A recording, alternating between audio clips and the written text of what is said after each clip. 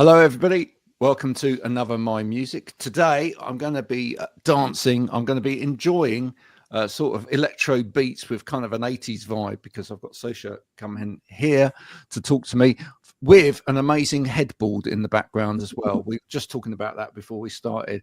I said, that can't be in your house, surely. And she said, no, it's from a hotel room. We'll find out about that and her life in music straight after this. Keep on, don't stop.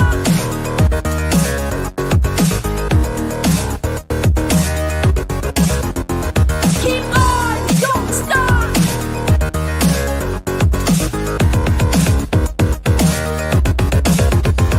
Keep on, don't stop.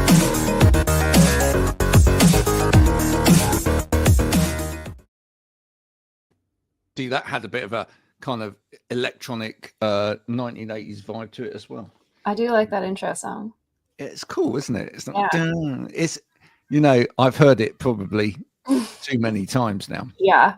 That tiny little snippet of it, but it almost never gets old, and Yeah. it's got a puppet cat in it as well, which, you know, what more can you ask for? That sounds like the coolest thing. So you have a Polish name. So you from Poland originally? No, I have actually yet to go to Poland, which is really? because I've been to so many countries. But no, my father's parents are from Poland, immigrated to the US. Wow. And Zosia was my grandmother's name. And so I adopted it for my music project. It's not my birth name. Unfortunately, it's such a cool name. Yeah. You must have loved your grandma. Is that Yeah, right?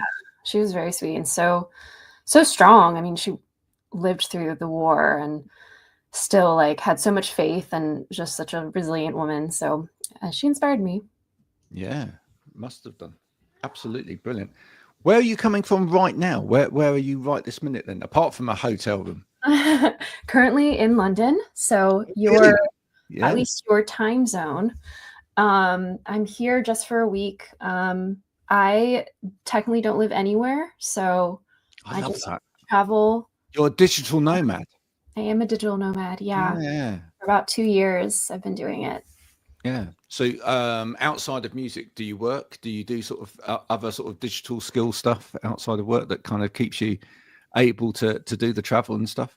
Yeah, exactly. I do graphic design on the side of music, which is great because it actually like goes hand in hand with music a lot. There's so much, such a visual aspect of music these days that it's great that I have a lot of experience doing that. But yeah, I'm also do freelance graphic design, and that allows me to work from anywhere. Sometimes I have to be up like really crazy hours, but it's worth it. Yeah. No. Okay. We'll touch on that quickly before we get into the music. Where's the most exciting place that you've ever worked from, been to, visited? Oof, that's hard. The most exciting place. I mean, recently I was working from Phuket, and it was gorgeous. And just like sitting by the pool or the beach, working on my computer was just pretty magical. But I have to say, London is my favorite city in the world. So anytime I come here, even though it's been raining and terrible weather, like I just love it here. What is it about London? Is it the fact that it always feels alive? There's always something going on. It's the diversity of it all. Is that? Yeah, diversity, 100%. There's so much creativity. There's so many, like anyone can find their place here. And once I found like the place that I like, which is like Shoreditch, East London, I'm just like, the energy is so wonderful walking around, like, and it's so big that you can never get bored of it. Yeah. I like Shoreditch. I used to stay in the Point hotels. I think they were. Other hotels are available, folks in Shoreditch. They're ones that you don't get a big room like that. You get a very small room, but it has mood lighting. But they completely go completely pitch black because a lot of them are underground as well. And I always ordered the room that was completely underground. So when you turn the lights out, it was literally pitch black. Always got the best night's sleep ever in those places. I was gonna say, for a night that's great. For the day that can be kind of like eerie, just like. Oh yeah, you don't want to sit there in the day. You'd need to get out and go. Do you find that when you're sort of working Do you tend to stay in the hotel room, or do you tend to go out and find a coffee shop and, you know, find a group of people to sit around, even if you're not like necessarily talking to them? Yeah, exactly. Be alone, but not alone. Yeah, I try to move around a bit. Sometimes it's hard because I just like get so wrapped into what I'm doing that I'm like, wait, the whole day has passed and I haven't moved. But yeah, I love coffee shops, and I like to meet up with people if I know them in the city. So like yesterday, I was working at a friend's place. She lives in London, and we would just work beside each other. That's really nice. Coffee shops, though, are probably my favorite place to work in. That's cool. Now, I'm going to say your kind of music is really my kind of music at this juncture of my life in particular. I don't know why I've gravitated towards listening to that kind of music more. Yeah, that's great. Yeah, I just feel I think it's something to do with the fact that it's quite relaxing at times. Don't take this wrong. It's quite relaxing at times, but then you know, when you want to, you can crank it up, and then you can dance to it. It seems to be quite multifunctional. Whereas some music, I'm going to say, is more difficult to do lots of different things to. Do you know what I mean? It's like if it's more punky or it's more rocky or heavier or stuff like that. Some people are going to disagree, and that's absolutely fine out there if you do. But for the type of work I do, I find that sort of music, if I have it on or whatever while I'm working, too distracting. So you can't really have that kind of stuff on. I can't have that sort of stuff with my brain on in the background. Whereas something like your music, I could sit and I could listen and work to it. But then when I want to intentionally listen to it and be involved with it, I can, and I can even fall asleep to it at night, quieter again. And I love that. So for me, it's kind of most, you know, all round type of music for the modern lifestyle. What got you into it? That's interesting. Yeah, it's funny you say that, because I've had that wonder before. Sometimes people will describe my music as upbeat, and other people will describe it as downbeat, and it's like you're hearing the same song. But it is an interesting play with having an actual song that is actually downbeat, but the production makes it feel more alive. And then depending on who's listening and what mood they're in, they pick up on one or the other, which is, I think, is something that I love. And like, I didn't realize I was doing that until I started to get the feedback, and I was like, oh, you're right. Like, I thought this was a downbeat song, but like you're getting more of a hype or high energy from it. Yeah. But the one downside is playlists are, it's like you think that you're right for it, but then they're like, oh no, this is way too downbeat for me. And I'm like, but yeah, I get you. Song. What are you talking about? I would say, yeah, that's the only downside, isn't it? Because playlists these days, or getting the attention, it's all about just the, and this not goes for your sort of music, but for a lot of music out there, goes for that literal 10-second hook or whatever. And it's almost like you've almost got to write a song entirely around some bit of earworm, or you know, one element of a song that's going to be really, really strong. The TikTok effect. The whole TikTok effect. Whereas actually, if you're trying to create something which kind of works for different moods and it is actually, but you know, works better for people as actual listening as well as background music as well as whatever, then that's harder. It's harder. Yeah.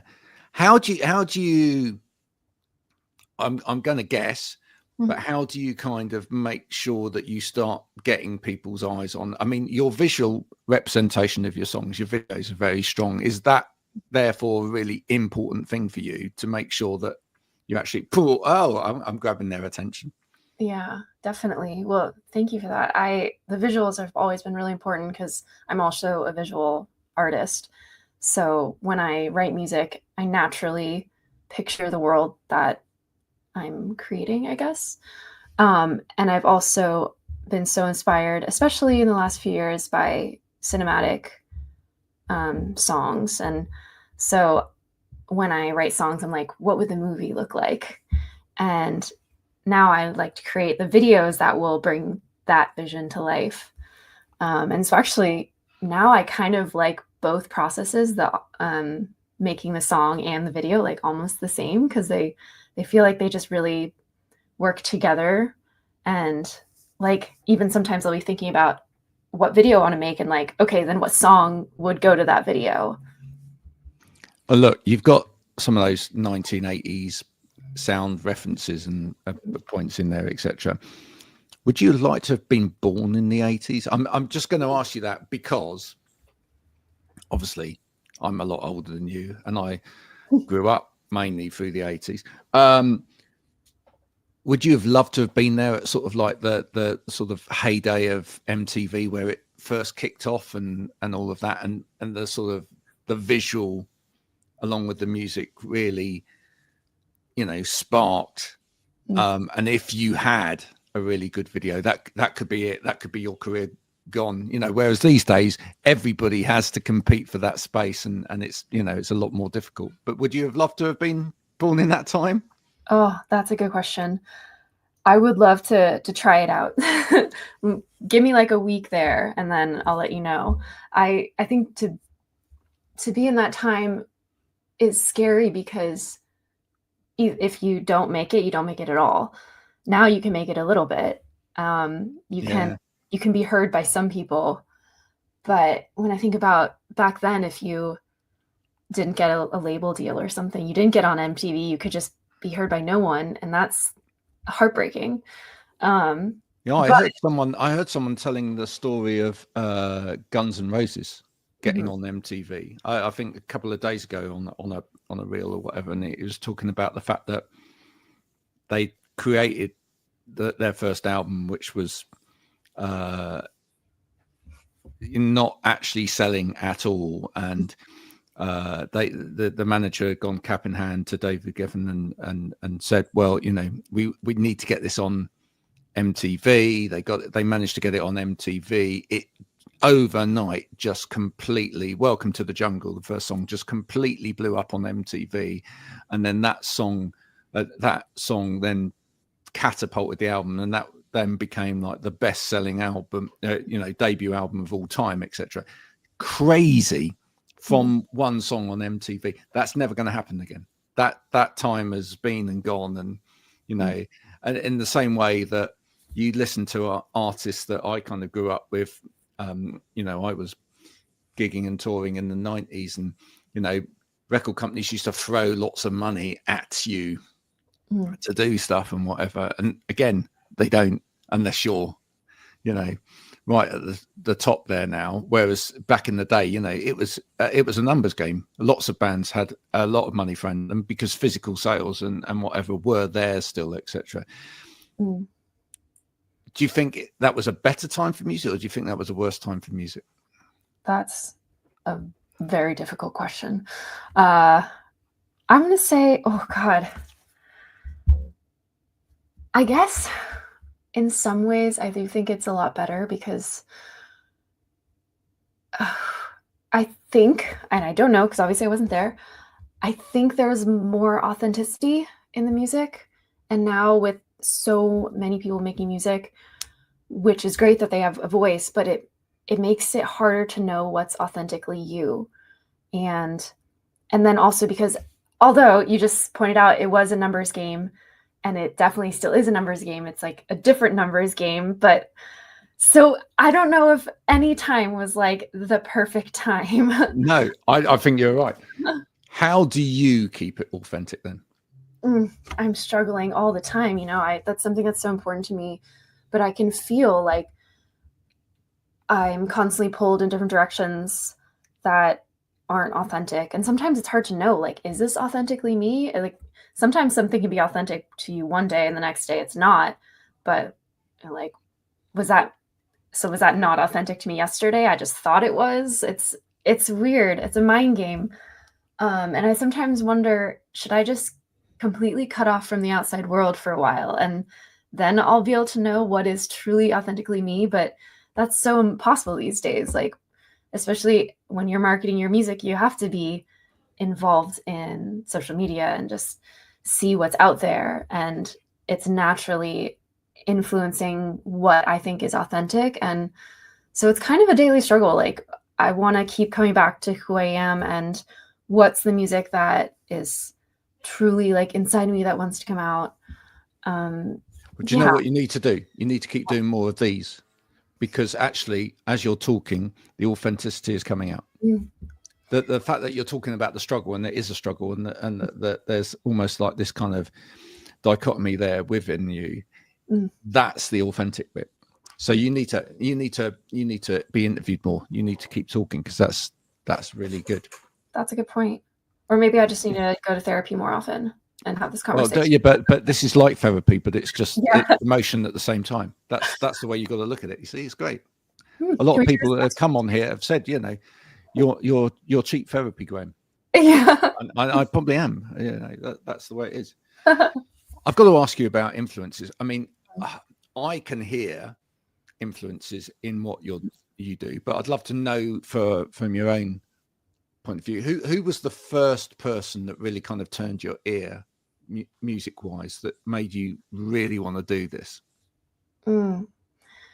Well, the person who made me want to sing was Britney Spears.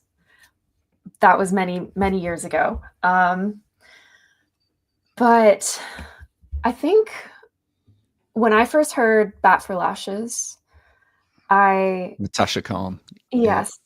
My world forever changed, because she showed me this world of it's not quite pop, but it's not folk, it's not rock, it's not quite electronic. It's kind of this fun mix of everything, and it's kind of dark, but it's also light.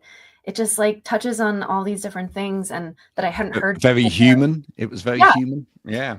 Yeah, she just kind of speaks to everybody, and that was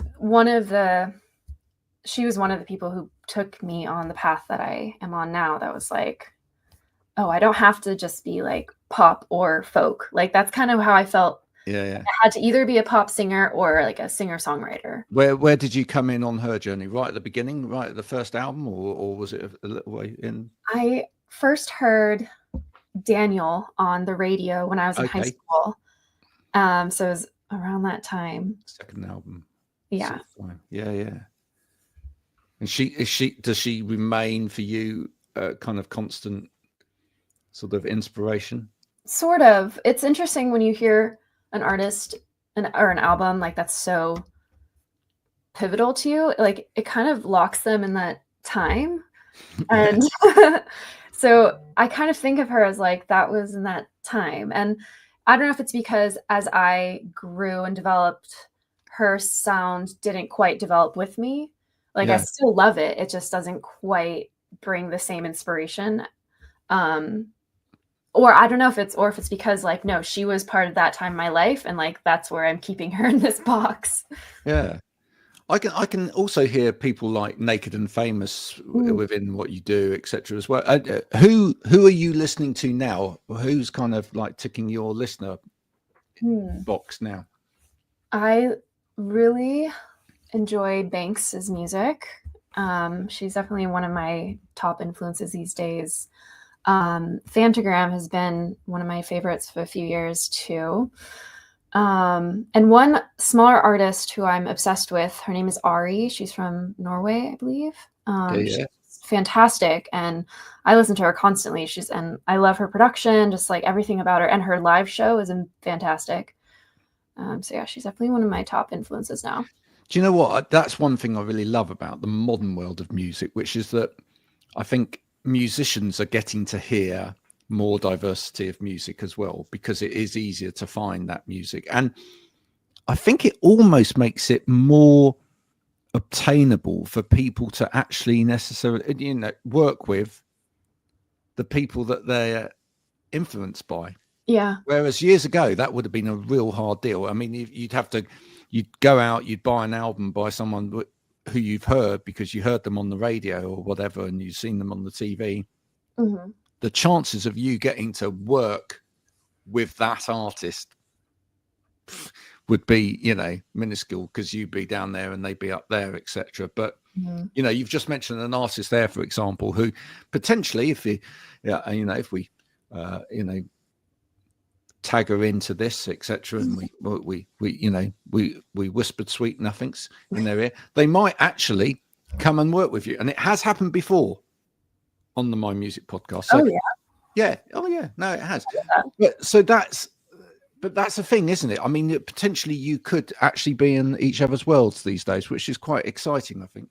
Yeah, I love that. That's the best thing about today is I've reached out to artists who I really admire and said, can we do something together? And it's actually led to things like they, I mean, I'm not going to reach out to the biggest of the big, but ones who are, you know, moderately successful, like they're checking their DMs and like they're responding. Yeah. And that's amazing. It's so, but it goes, but you say that, but it goes down the other way as well, right? I don't know, a little while ago I was watching, around Christmas time, I was watching sort of some video of Chris Martin over in Australia, you know, showcasing some of the bands that he was listening to, or artists that he was listening to, who probably most people had never heard of. And I love that. You know, he brought them into the Coldplay world and whatever, and that's great exposure for them. And, you know, you just think it's entirely possible these days, because, as I say, even the big artists could find you. I mean, who would you love to find you on the old Instagram or whatever tomorrow and go, by the way, Zosia, I really love that tune, and I'd love to collaborate. Who would, if you could, anyone out there in the world, who would you choose?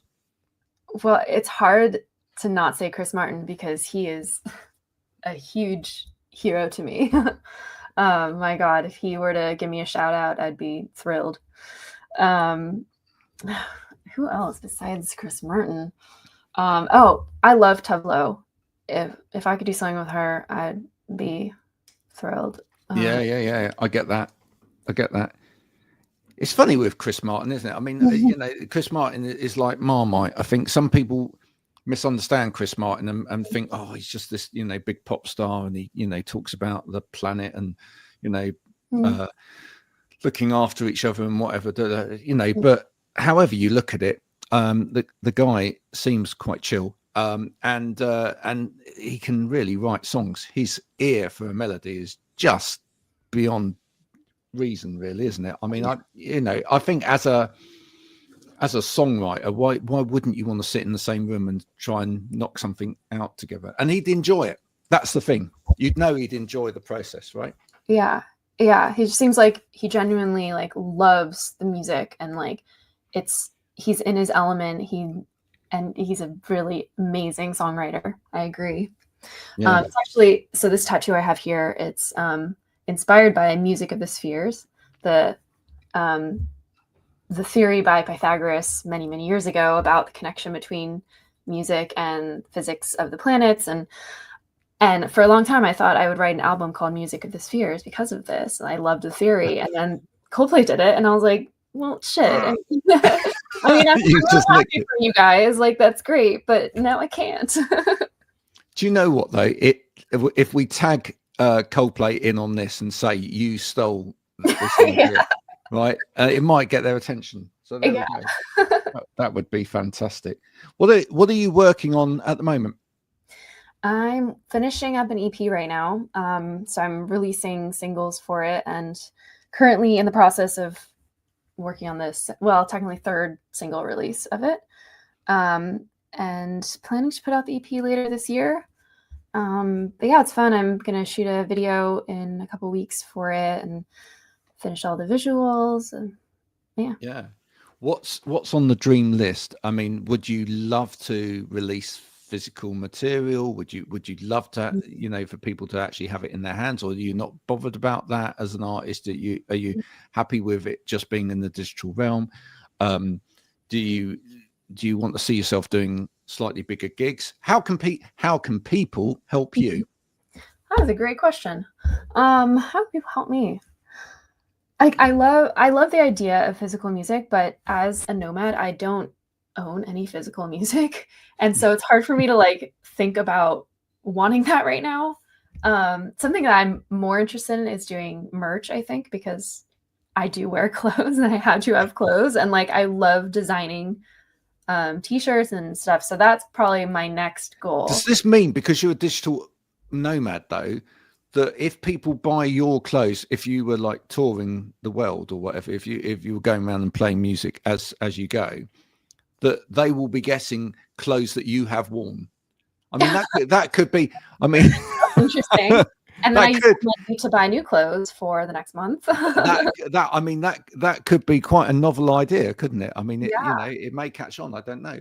The one time I actually went to a flea market garage sale kind of thing that was at Licky Lee was putting it on. It was like her clothes. She wanted to sell out like all of her old clothes in LA. And I went and I bought a few pieces. And I thought, this is the coolest thing. Why aren't more artists doing this? It was crazy busy. I had Lowe's on here the other year, and I don't know whether you've connected with them at all, Lowe's. I've heard of them, but I haven't. Oh, yeah, well, you definitely get on. We went to see them in Bristol, and they were selling T-shirts in Bristol, and it was all T-shirts that they'd brought off of charity shops or whatever, and then they overprinted them with their thing. So it was, and I think more and more artists are doing that. Yeah, I mean, it's more environmental too, right? Yeah. So you never know. I think that could be a thing. You could literally buy a wardrobe, wear it, print it, then sell it, then have to buy the next wardrobe as you go wherever you go, and actually your merch will develop culturally with you as you move from country to country. That'd be good. Obviously, if it's in the UK, you need Parker coats and big fit sweatshirts, and then of course you know, other parts of the world you can go for vest tops and things, because you know, it can be relevant to whichever country you're in. Yeah. No, that's absolutely brilliant. Thank you so much for coming on and talking about your music. Before you go, you need to plug to everybody out there who's never heard of you before, what your latest tune is and where people should go to get it. My latest single is called Alibi, and you can hear it on all the streaming platforms. My social handles are all This Is Zosia. Yeah, so I'm most active on Instagram, and that's the best way to find me. Yeah. There you go. Alibi, folks. And I will be, straight after this, I shall be adding Alibi to the My Music podcast playlist. Awesome. Which is now absolutely ginormous. I mean, it's hours and hours long. It contains tracks from lots of people that have been on the show, which means I think we're up to about 25 hours worth of music. You just put it on and leave it going for the whole couple of days, etc. You can go out and get a kebab and come back and it'll still be going. But we shall add Zosia to it. That's a way that you should find it. But if you do love what she's doing, do not just listen to it, but add it to your playlist as well, and then go and message her and let her know which playlist you've added it to, because that really helps. Definitely. So much. Absolutely. And check out the videos as well, and support the videos, because they're absolutely tremendous. You've been an absolute star. Thank you very much. And I am jealous of that headboard. That's a headboard and a half. I don't know that we can give a shout to that hotel. What's the name of the hotel? It's called The Gate. The Gate. And it's great. Honestly, The Gate, if you're watching, we've just done some free advertising for you. You've got amazing headboards. Don't all rush down to The Gate tonight to have a drink with Zosia unless you're buying. Deal. That sounds good. Right? If you're buying, then that's fine. Okay. We will be back by the time this goes out. Don't worry. By the time this goes out, you'll be long gone from there. But there'll be a whole load of people queued outside the door. Where's Zosia? We'll be back with more of my music soon. If you enjoyed this conversation and other conversations that we put out there, please do share with your friends and family and everybody else like that, and press all the buttons that you need to press to register your thanks on all of this. I'll be back soon with more of the same conversation. Bye for now.